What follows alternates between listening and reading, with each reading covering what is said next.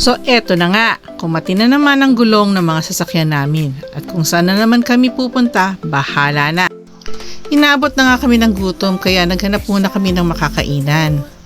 Kaya nagpatulong na kami kay paring Google. So eto ang suggest ni Google. El Rio Floating Cafe sa Gentry. Pagpasok pa lang, ang ganda na ng concept nila. Nakapalibot ng pond ang buong restaurant at ang daming koi fish.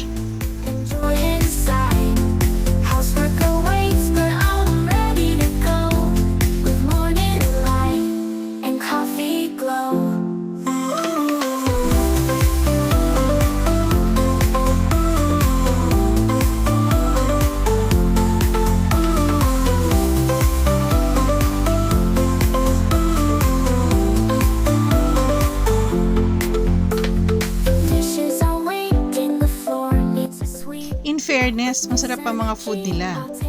Yung pasta, lalo na yung burger. Medyo competitive din yung price nila. In this cozy kitchen, life feels complete. Let's start the day. The smile is so wide with the warmth of the sun. Enjoy inside. Housework awaits, but I'm ready to go. With morning light and coffee glow.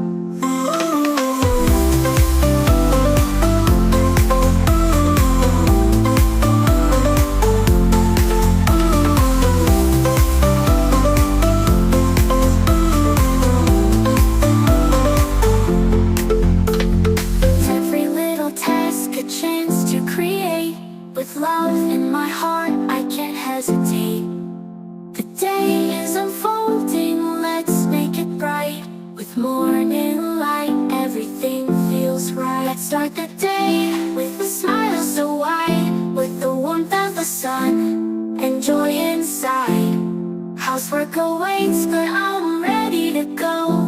With morning light and coffee glow.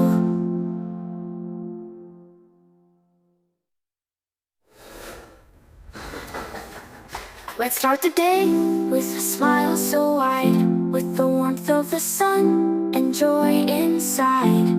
Housework awaits, but I'm ready to go.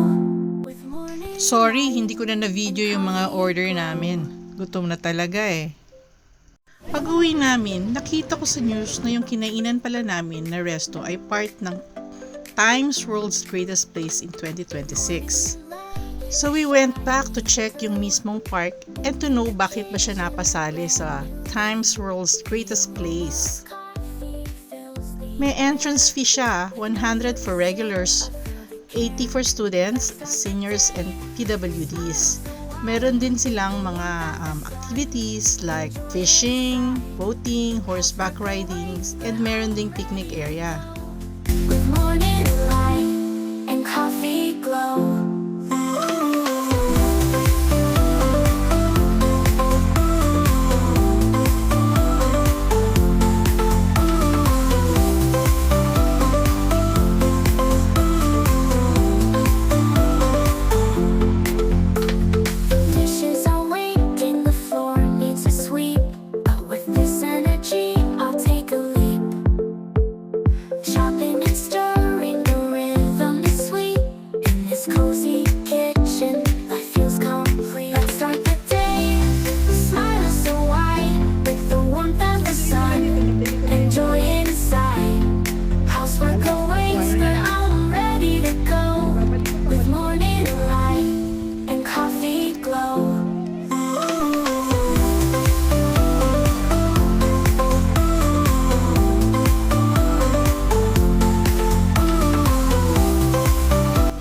Until our next gala, bye!